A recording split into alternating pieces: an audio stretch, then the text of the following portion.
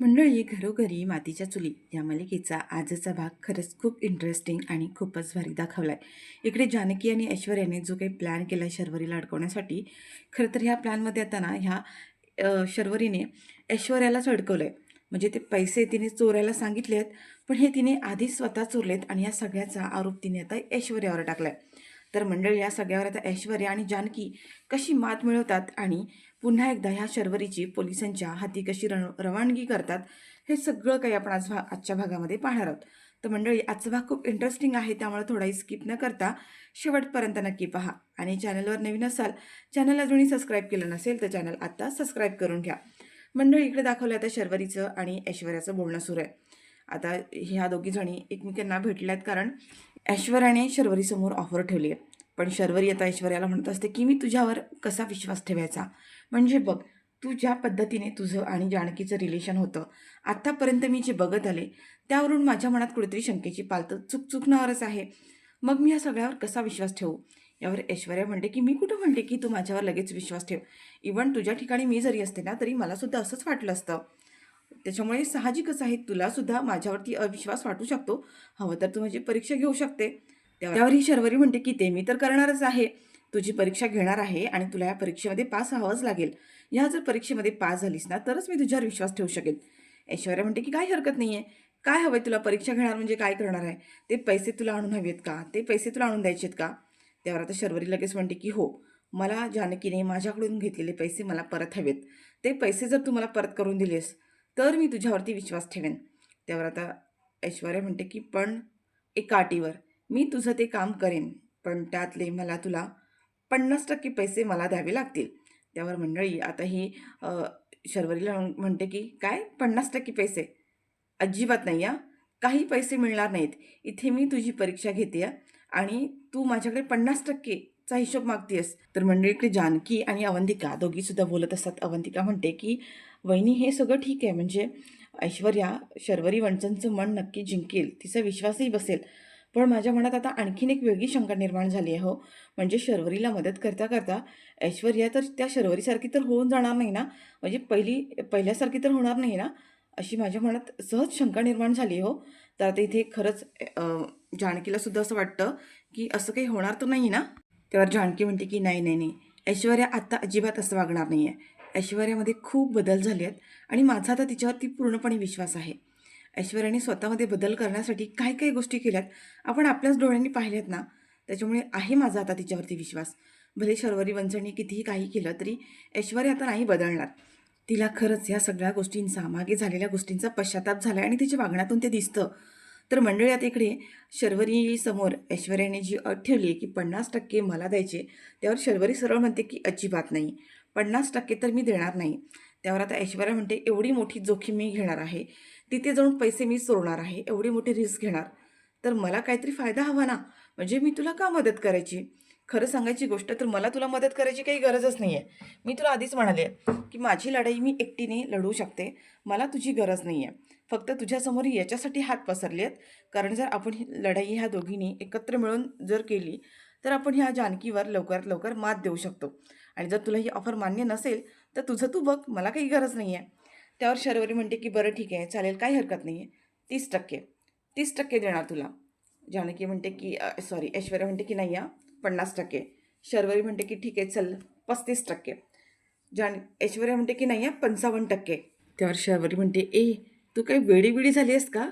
काही 55% वगैरे मिळणार नाही आहेत. त्यावर आता जानकी ऐश्वर्या म्हणते की मग म्हणाले ना, 50% तर 50%. एवढी मोठी रिस्क घेऊन मला त्याचा काहीतरी फायदा व्हायलाच हवा ना. आणि हे बघ, तुला जर ते मान्य नसेल ना, तर हा विषय ते सोडून दे. मी तुला आधीच म्हणाले, ह्या जानकीला कसं उद्ध्वस्त करायचं, तिचे शक्केपंजे मला सगळं सगळं माहिती आहे. आणि तिला उद्ध्वस्त करणं हा माझा डाव्या हाताचा खेळ आहे. मला फक्त माझा वेळ वाया घालवायचा नव्हता. जर दोघींनी मात केली तर ह्या गोष्टी लवकर होऊ शकतात, म्हणून मी तुझ्यासमोर ऑफर ठेवली. मान्य असेल तर बघ, नाहीतर सोडून दे. त्यावर आता ही शर्वरी म्हणते की ठीक आहे, मान्य, चल मान्य, 50%. 50% द्यायला तयार आहे. पण तुला माझ्या परीक्षेमध्ये पास झालीस तरच तरच मी तुझ्या प्लॅनमध्ये इन्व्हॉल्व होईन आणि तुझ्यावरती विश्वास ठेवेन. तर मंडळी, आता ह्या दोघींनी जानकीच्या रूममधून पैसे चोरण्याचा प्लॅनिंग तर केलं आहे. आता ही ऐश्वर्या जाता जाता म्हणते की हे बघ शर्वरी, लक्षात ठेवायचं, मला डबल क्रॉस जायचं नाही. जे डील ठरलं आहे तसंच झालं पाहिजे आणि त्या जानकीला कसं उद्ध्वस्त करायचं ते माझ्यावर सोडून दे. आता मंडळी इकडे ऐश्वर्याला असं वाटत असतं की आपण शर्वरीला घोळात घेतलं आहे, पण ही शर्वरी भलताच ॲटिट्यूड इकडे दाखवते बरं का. तर मंडळी आता इकडे दाखवलं आहे की इकडे जानकीला ही म्हणत असते की "वहिनी, आपण ही खूप मोठी रिस्क घेतो असं वाटत नाही आहे का? म्हणजे मला बघा ना भीती वाटते.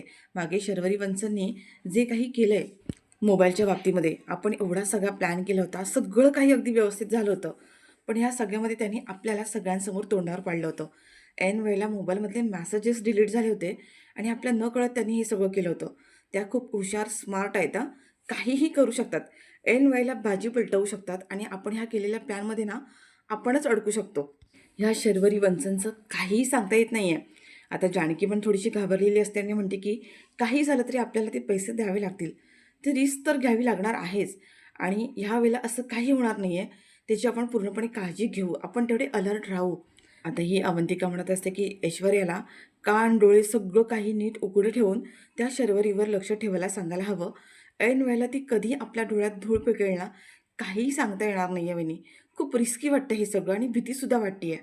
तर मंडळी आता इथे ह्या दोघींचं बोलणं सुरू असतानाच तिथे ऐश्वर्याचा मेसेज आला आणि त्याच्यामध्ये ऐश्वर्या म्हणते की "जानकी, आता भेटायचं होतं, भेटू शकतो का?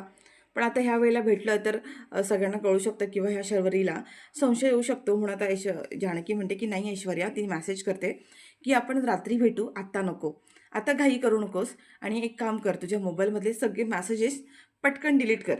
असं तिने आता तिला पुन्हा एकदा रिप्लाय केला तर मंडळी आता इथे जानकी सांगत असते की ऐश्वर्याचाच मेसेज होता, भेटायचं म्हणते पण आता नाही पॉसिबल आहे, मी तिला सांगून दिलं आहे. तर मंडळी इकडे आता ऐश्वर्या वाट बघत असते की जानकीचा मेसेज कधी येतोय आणि तेवढा तिचा रिप्लाय आला आहे की "ऐश्वर्या, आता भेटणं थोडंसं रिस्की आहे. शर्वरीला संशय येऊ शकतो. आपण एक काम करूया, आपण रात्री भेटूया आणि हो, तुझ्या मोबाईलमधले सगळे मेसेज जे आहेत ते डिलीट कर." आता हे मेसेज वाचत असते तेवढ्यात लगेचच तिथे सारंग येतो आणि लगेच सारंग म्हणतो की "ऐश्वर्या, काय चाललंय सगळे प्रकार? म्हणजे आजकाल तुम्ही असं का वागताय? म्हणजे बघा ना, तुम्ही जानकी वहिनीशी आत्ता तुम्ही दोघीजणी इतक्या छान होतात, इतकं एकमेकांना समजून घेत होतात. मग आता असं काय झालं अचानक, की जानकी वहिनीचा एवढा राग का करताय? आता लगेच ऐश्वर्या म्हणते, की "तुम्ही मला जाब विचारताय का? म्हणजे मी कसं वागते ते तुम्हाला दिसते. तुमची वहिनी कसं वागते हे तुम्हाला दिसत नाहीये का? म्हणजे तुमचा माझ्यावर विश्वास नाहीये, मीच चुकीची आहे का?"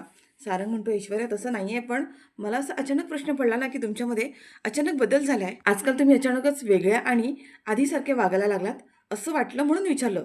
तर ऐश्वर्या चिडत्यात आणि म्हणते, की "म्हणजे मीच चुकीची आहे, मी कशी चुकीची आहे, मी कशी चुकीची वागते हेच तुम्हाला मला सांगायचं आहे ना? म्हणजे तुम्हाला तुमच्या त्या वहिनीचा पुळका आहे, पण माझा नाही आहे. मी बायको आहे ना तुमची." सारंग म्हणतो, "तसं नाही आहे ऐश्वर्या, माझं तुमच्यावरती प्रेम आहेच. अहो, माझं स्वतःपेक्षा जास्त तुमच्यावरती प्रेम आहे, तुमच्यावरती विश्वास आहे. अहो, पण मला तुमच्या वागण्यात थोडासा बदल वाटला, म्हणून मी तुम्हाला विचारतोय ना. तुम्ही असं अचानक एवढं चिडताय कशाला?" आता ही ऐश्वर्या चिडते आणि म्हणते, की "काय नाही, तुम्हाला ना तुमच्या वहिनीचा जास्त पुळका आहे." असं म्हणून ती रागारागाने आता तिथून निघून जात असते. सारंग म्हणतो, "ऐश्वर्या, खरंच माझं तुमच्यावरती खूप प्रेम आहे. तुम्हाला राग आला का माझ्या बोलण्याचा?" ऐश्वर्या म्हणते, की "राग कशाला येईल? जर कोणी आपल्यावरती प्रेम आहे हे जर व्यक्त करत असेल, तर ती चांगली गोष्ट आहे ना." तर सारंग म्हणतो, "मग ऐश्वर्या तुम्हीही सांगा ना, तुमचंही माझ्यावरती प्रेम आहे ना? आहे ना? सांगा ना तुमचंही माझ्यावर प्रेम आहे का?" मंडळी आता ही ऐश्वर्या ना इथे सारंगला टाळते आणि तिथून निघून जाते आणि ह्या सारंगला विचारायला वाईट वाटतं. म्हणतो, "हो, फक्त प्रेम आहे की नाही हे सांगायला एवढं काय आहे? हो की नाही बोलायचं ना." मंडळी खरं सांगायचं तर ऐश्वर्या सुधारली असं दाखवतायत, पण तिच्या वागण्यातून असं वाटतंय की तिने अजूनही सारंगला नवरा म्हणून काही एक्सेप्ट केलेलं दिसत नाहीये. तिच्या मनात अजूनही काहीतरी वेगळं आहे किंवा ती ऐश्वर्या अजून सुधारलीच नाहीये, असा कधी-कधी ना अजूनही संशय येतो. तुम्हाला काय वाटतं ऐश्वर्याबद्दल? कमेंटमध्ये नक्की सांगा. तर मंडळी आता इकडे ना असं दाखवलंय की सगळेजण सकाळी डायनिंग टेबलवर बसलेले असतात नाश्ता करण्यासाठी. तेवढ्या तिथे ऐश्वर्या येते आणि म्हणते की "अरे वाह! तुम्ही सगळेजण नाश्ता करायला बसलात. पण तुम्हाला कोणाला असंच वाटलं नाहीये का, की माझ्यासाठी थांबावं म्हणून?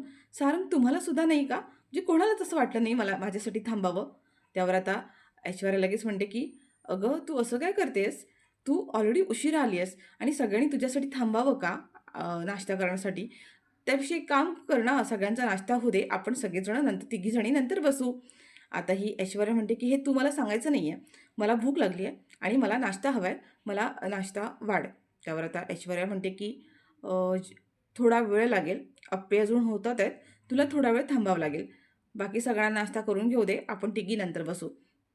पण ऐश्वर्या आता काही ऐकत नाहीये आणि ती उद्धटसारखी पुन्हा तिला बोलायला लागते, की अच्छा, म्हणजे आता मी काय करायचं, काय नाही हे सगळं तू मला सांगणार का? आता त्याच्यामुळे दोघींची वाद निर्माण झाली. त्यांनी बाकीची म्हणतात, "अरे काय चाललंय तुमचं? सकाळ-सकाळ डायनिंग टेबलवरती का भांडताय?" आणि आता इथे ही अवंतिकासुद्धा म्हणते, की "अगं ऐश्वर्या असं का करतेस तू? म्हणजे उगाचच कशाला भांडणाला विषय काढतेस?" वहिनी काही तुला वाईट नाही म्हणाल्या. त्या इतकंच म्हणाल्या, की "अप्पे तयार होतायत, तोपर्यंत थांब, आपण तिघी नंतर बसू." यात रागवण्यासारखं काय आहे? आता ही शर्वरी सॉरी जी ऐश्वर्या आहे, ती अवंतिकावर चिडते आणि म्हणते, की "ए, तू गप्प बसा. तू आमच्या मध्ये बोलायचं नाहीये. का तुला उगाचच वकिली करायची असते? वकील आहेस ना, ती कोर्टामध्ये जाऊन वकिली कर. इथे घरात वकिली करायची तुला काही गरज नाहीये."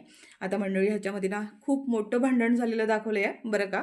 आता हा ऋषिकेश आहे, सारंग आहे, सगळेजण जानकीची बाजू घेऊन बोलतात. ऋषिकेश म्हणतो, "गं ऐश्वर्या तू असं का वागतेस? म्हणजे तू ह्या घरात आलीस तेव्हा प्रत्येक वेळेला जानकी तुझ्या बाजूने बोलत होती, तुझ्या बाजूने होती, तिचा किती सपोर्ट होता आणि आता अचानक तर तू तुझा आधीचाच चेहरा दाखवलास म्हणजे तुझ्यासाठी कोणी किती काही केलं तरी तुला त्याची काहीच पडलेली नाहीये. तर मंडळी आता हा सारंगसुद्धा म्हणतो आपलं सॉरी सौमित्रसुद्धा म्हणतो, की "अगं, माझ्या मनात तुझ्याबद्दल इतका राग होता, तो दूर करण्यासाठी जानकी वहिनीने काय-काय केलं तुझ्यासाठी, तू विसरलीस का?" आता मंडळी हे सगळेच जण आता इथे ऐश्वर्याला बोलत असतात. ऐश्वर्या चिडते म्हणते, की "बस, बस करा. तुम्हा सगळ्यांना तिचीच वकिली करायची आहे का?" आणि हा विषय आता खूप वाढलेला असतो, खूप भांडण सुरू झालेलं असतं आणि शर्वरीला मात्र हे सगळं बघून मजा येत असते. पण तिला कुठेतरी वाटतंय, की हे सगळं आहे ना मुद्दाम करतायत किंवा नाटक करतायत. कारण ह्या दोघी जणी सतत छोट्या-मोठ्या गोष्टीवरनं भांडतात आहेत ना, त्याच्यामुळे त्या शर्वरीला आता कुठेतरी डाऊट झालाय, की ह्यांचं काही हे जे काही सगळं चाललंय ना, ती सगळी काही नाटकं आहेत. आणि ह्या सगळ्यांचं इथे भांडणाचं नाटक सुरू झालेलं आहे. म्हणजे बाकी सगळेजण जेन्युइन आहेत, पण ऐश्वर्याचं आणि जानकीचं हे नाटक आहे हे फक्त त्यांना माहिती आहे. तर मंडळात इकडे दाखवले, की शर्वरी आणि हा राहुल दोघंसुद्धा रूममध्ये येतात आणि ही शर्वरी खूप हसत असते. राहुल म्हणतो, की "काय झालं एवढी खुश का आहेस?" त्यावरती म्हणते, की "काय नाही, हा बाहेरचा माहोल बघून खूप भारी वाटतंय." तर राहुल म्हणतो, "पण मी काय म्हणते म्हणतो, की ती ऐश्वर्या तुझ्या जास्त आसपास आणि तुला घोळात घेण्याचा प्रयत्न करते, असं तुला नाही वाटत आहे का? म्हणजे ती तुला दाखवते की ती तुझ्या टीममध्ये आहे, तुला मदत करते पण तिच्यावरती सहजासहजा विश्वास ठेवू नकोस, कारण ती ऐश्वर्या आहे." त्यावर आता ही शर्वरी म्हणते, की "नको टेन्शन घेऊस. मला सगळं चांगलं माहिती आहे, सगळं चांगलं कळतं. ती ऐश्वर्या किती हुशार आहे, किती चालाक आहे, चतुर आहे, काय करू शकते, तिचे छक्के, पंजे मला सगळं माहिती आहे. आणि मला आता हेही माहिती आहे, की त्यांचं जे काही सुरू आहे ना, ते काय सुरू आहे तेही चांगलंच माहिती आहे. पण तुला माहिती आहे का मी एक काय केलंय ते? तिच्यावरती सहजासहजी विश्वास ठेवणार नाहीये. मी तिच्या आधी परीक्षा घेणार आहे आणि त्या परीक्षेची सुरुवातही केली आहे.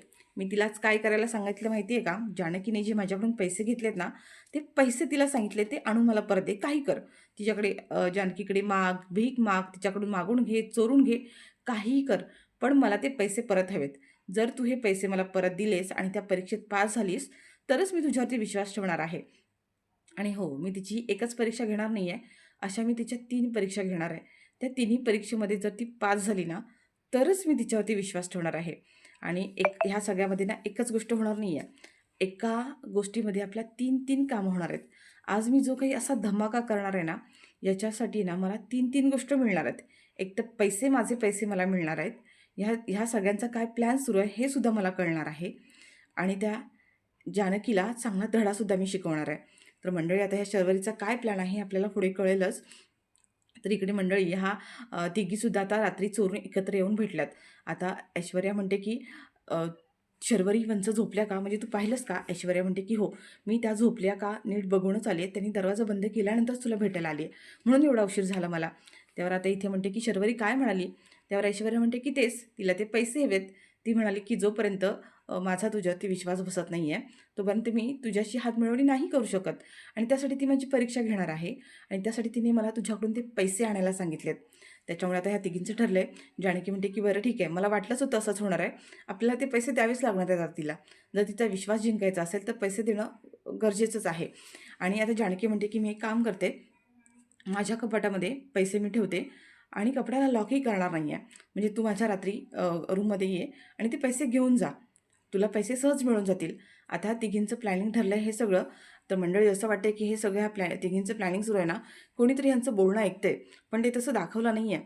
आणि ह्या तिघींनी प्लॅनिंग केलंय त्याप्रमाणे सगळं ठरलंय बरं का. ऐश्वर्या म्हणते, की "तू झोपायचं नाटक कर. त्यावेळेला हळूच मी रूममध्ये येईन, बॅग तुझ्या रूममध्ये घेईन आणि निघून जाईल." त्यावर आता अवंतिका म्हणते, की "ऐका ना, आपण हा सगळा प्लॅन करतोय खरं, पण मला भीती वाटते म्हणजे त्या शर्वरी वंच आहेत. काय करतील काही सांगता येत नाही हो. तो प्लॅन आपल्यावरच उलटला तर?" त्यावर आता ऐश्वर्या म्हणते, की "नको काळजी करूस, मी आहे ना." सगळं काही नीट सांभाळून घेईन, काही गडबड होणार नाही आहे. मंडळी, आता खरं खरं सांगू का, ऐश्वर्या ज्या पद्धतीने वागते ना, कुठेतरी ह्या ऐश्वर्यावर पण आता अविश्वास बसल्यासारखं वाटतंय.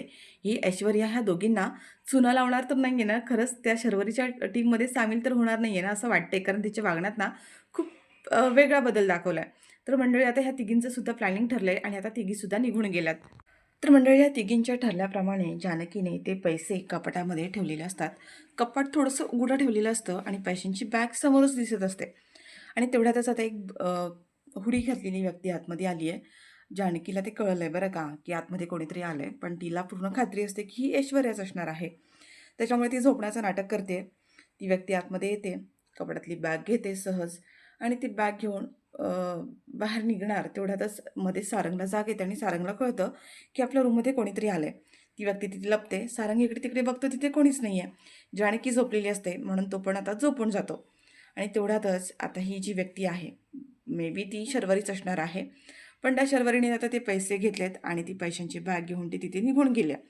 तर प्रेक्षकांना आता इथे ती पैशांची बॅग घेऊन जस्ट बाहेर पडते. तेवढ्यात जानकी डोळे उघडून पाहते आणि तिला कळतं की ऐश्वर्या आता पैसे घेऊन गेली आहे. म्हणजे आपला प्लॅन आता सक्सेसफुल झालेला आहे. आणि आता ती करवट चेंज करते आणि स्वतः निवांत अशी झोपून जाते. तर मंडळी, आता ही जानकी झोपली आहे आणि तेवढ्यातच आणखीन आता आतमध्ये आली आहे, ती म्हणजे ऐश्वर्या. आता ऐश्वर्या आतमध्ये येते आणि कपाटाच्या जवळ येते आणि बघते तर कपाटामध्ये पैसेच दिसत नाही आहेत. तिने बघितले की जानकी पण झोपलेली आहे, म्हणून ती आता सगळ्या कपाटात इकडे-तिकडे सगळीकडे शोधते. पण तिला कुठेच म्हणजे पैसे सापडत नाही आहेत. ती म्हणते, जानकीने तर मला सांगितलं होतं की पैसे ते समोरच ठेवणार आहे. मग तिने पैसे का इथे ठेवले नाही आहेत? विसरली का ती पैसे बाहेर काढून ठेवायला? आता ती म्हणते की नाही, नाही असतील इथेच कुठेतरी. आणि म्हणून ती पुन्हा शोधायला लागते, पण तिला पैसे काही कुठे मिळत नाही आहेत. आणि ती म्हणते की अरे बापरे, जानकीने पैसे ठेवलेच नाही आहेत बाहेर. जानकीला जाऊन उठू का? आणि म्हणून आता ती जानकीच्या जवळ येते आणि जानकीला हळूच उठवण्याचा प्रयत्न करत असते. पण तेवढ्यात आता इथे जो हा आहे ऋषिकेशला पुन्हा ठसका लागतो, खोकळा येतो आणि लगेच ही पटकन खाली लपते बरं ऐश्वर्या. आणि हा आता पुन्हा जाते उठवायला जानकीला. पुन्हा सेम गोष्ट घडते आणि म्हणून आता ही घाबरते जानकी, आपली ऐश्वर्या, आणि तिथून निघून जाते. दुसऱ्या दिवशी सकाळी ती जानकीला म्हणते, जानकी तू असं का केलंस? म्हणजे आपलं ठरलं होतं ना की तू पैसे ठेवणार, दरवाजा उघडा ठेवणार. मग तू असं का नाही केलंस? त्यावर आता ही जानकी लगेच म्हणते, ऐश्वर्या असं काय करतेस? रात्री तू मध्ये येऊन पैसे घेऊन गेलेस, मी स्वतः बघितलं तू आली होतीस. असं काय करतेस? ऐश्वर्या म्हणते, नाही जानकी, मी तुझ्या रूममध्ये आले होते, पण कपाटामध्ये पैसेच नव्हते अगं आणि तू झोपली होतीस. मी तुला उठवण्याचा प्रयत्न केला, पण ऋषिकेश उठल्यामुळे मला तुला उठवता नाही आलं. नव्हते तिथे पैसे. मंडळी, आता ह्या लोकांना कळलं आहे की हे पैसे म्हणजे शर्वरीनेच गायब केलेत आणि म्हणून आता इथे जानकीने पोलीस कंप्लेंट केली आहे. आणि ह्या सगळ्या शोधाशोधामध्ये पैसे आता हे जे आहेत ते ऐश्वर्याच्या रूममध्ये सापडलेले आहेत.